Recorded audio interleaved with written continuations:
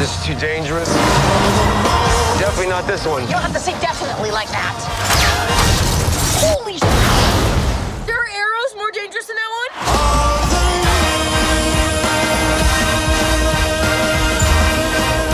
Greetings, sir. This may concern Christian Eglar here, back with another series review, and in today's series review I'm going to be reviewing the new Marvel limited series on Disney Plus, Hawkeye. The first 2 episodes just dropped today, just in time for the Thanksgiving break, and I got a chance to see both episodes today, so this video will just be a review of the first 2 episodes. I think since there's only like 4 episodes left in this season, it's a 6 episode miniseries, I might just do a review each episode. I know I still have to go back and finish Falcon and Winter Soldier and What If, but I wanted to start Hawkeye because I really am enjoying this show so far. I'll try to stay away from spoilers as much as possible. I will be talking about this series way more in depth, most likely, on The Rendered Image, a show I co-host my good friends Tyler and Shannon. Link to the channel will be down below in the description. So for right now, I just want to keep it just like my initial reaction to the show and what I like and maybe some things I dislike. So this series stars Haley Steinfeld, Vera Farmiga, Tony Dalton, Linda Cardellini, Ava Russo, and of course Jeremy Renner reprising his role as Clint Barton, Hawkeye. Now, right off the bat, the way this episode opens up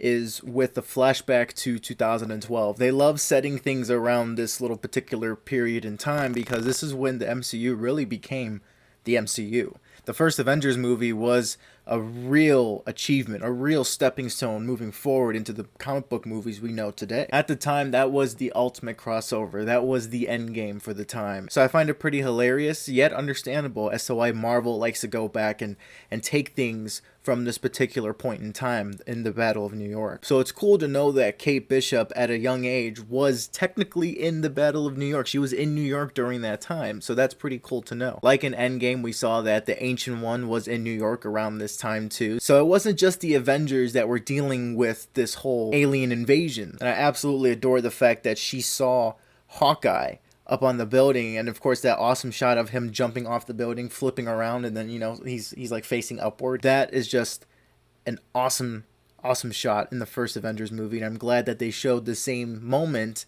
but from a different perspective. And of course, seeing him kick so much ass and of course saving her life, it just inspires her to become an archer, just like him. I was curious going into this show as to how she would be kind of like him. Rather than just be a fan of the Avengers and have him as her favorite Avenger, I was wondering how she would like have this connection with him. Kind of like, why would she take up archery? You know, like what would be her reasoning as to become Hawkeye? And the way this show opens up, it explains it really well. And I think that's a nice little touch of inspiration that they brought to this show, and it shows that Kate Bishop she now has someone to look up to, because technically, you know, she's alone and she doesn't have a home really. And that's one thing I admire about this character depiction of Kate Bishop, is that it seems pretty faithful to the comics. Kate Bishop was always someone that kept to herself because she had no other choice. She was always fending for herself. She knows how to take care of herself, and she really has no one to turn to, and really no one to like rest her head on their shoulders and just like let out anything that she needs to. You know, she's very much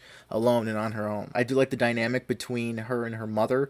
At first you figure out that it was like, you know, her relationship with her father was better than the mom, and then of course fast forward to present day, that relationship is way more rocky than it was in the beginning. And I just love how they're taking that relationship and weaving it into the main plot, because I highly suspect like they're setting this show up to be the new fiance to be the main villain of this series. That's how it looks like they're setting things up to be, but who knows, they could throw a twist at us and he could be a good guy. That'd be pretty crazy. But as of right now, him and Kate Bishop are really butting heads, and it's not just a stepfather stepdaughter type thing. It's because that she finds him to be very fishy. He might be hiding something, so she's really testing her interrogation skills during like a dinner scene, I think in episode 2. And I just love seeing that side of Kate come out. You know, we already see her kind of adapt the traits of being a superhero, and that's just really awesome to see. She's like a gifted prodigy, you know, in archery. She had a black belt when she was 15, you know, so it's like she can handle herself, and that's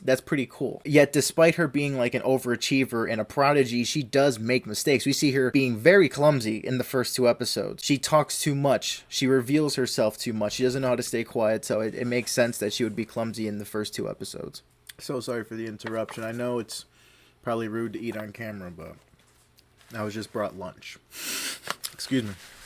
My dad brought home food, and that was unexpected. He came in the middle of the recording, but it's all right. It's all good. Thank you, Dad. But yes, Kate Bishop, she, despite her being really talented in archery and combat, she's still very clumsy, and she still has a lot to learn. That was my water bottle that snapped, if you heard that.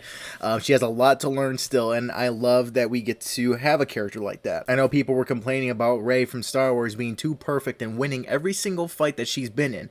Never really suffered loss, really. However, there's room for Kate Bishop to suffer loss and go through adversary in order to come out as the hero. I can't wait to see their relationship, especially the mentoring side, flourish moving forward. Even with these first 2 episodes, they didn't really go into the whole mentoring stuff just yet. It's just like the spark of it still. I love seeing Clint interact with his kids. I love the whole family dynamic, but it's very upsetting to know that you always have to separate from them. You know, it feels like he's never really spending time with them. I love how Clint is basically underground. However, he's everywhere at the same time. You know, it's like he has a life here, he has a life there, and then he has the family back at home. It's pretty crazy how he's everywhere, but yet he has to keep a low profile. I really did enjoy the whole Renaissance, the role playing scenario that Clint went to find his Ronin costume. Someone stole it from Kate's apartment, and that's one thing too. Kate Bishop in the Ronin outfit. Seeing her fight and it looking very big on her, it was just very hilarious and very cool to see her in the costume. But yeah, when it got stolen by the firefighter, it was just very hilarious to see that they're in a role-playing group and that Clint has to join it in order to get the suit back. And I thought that was really cool. And to see him have fun with it was really awesome as well. And of course, I love the Christmas wintertime feel that New York gives off, and I love how the show utilizes that, and it's set around this time. They really worked with the COVID restrictions and the city being locked down, because this was shot sometime last year during the winter, so the streets weren't as packed, and they had all this room to shoot in, and that's just pretty insane to think about. So the use of a practical set, so the use of practical locations, the actual Times Square that they're shooting, it just looks very well done and looks very cinematic on a TV screen. There was hardly any bits I really didn't enjoy. The only thing I have to nitpick is with some of the effects when she like shot the arrow at the fire extinguisher and it went all over the place. I feel like that looked a little CGI-ish, and I feel like that could have been done a little better, especially with the budget that Marvel has with this stuff. But other than that, it's a great show so far. Started off with a bang. First 2 episodes are amazing. With all that being said, I have to give this first 2 episodes a solid 4 out of 5 Skarsgårds. It's very good. It starts very high up there. I hope it doesn't dip down. Who knows? It might. Who knows? But I will be reviewing the next 4 episodes. Each episode will be a video leading up to the end. And I will be probably getting back to Winter Soldier and What If to wrap those up as well. Thank you so much for reading to the end of this video. I hope you're all safe and well out there. And I'll see you all in the next one. Take care. Like, share, and subscribe, please.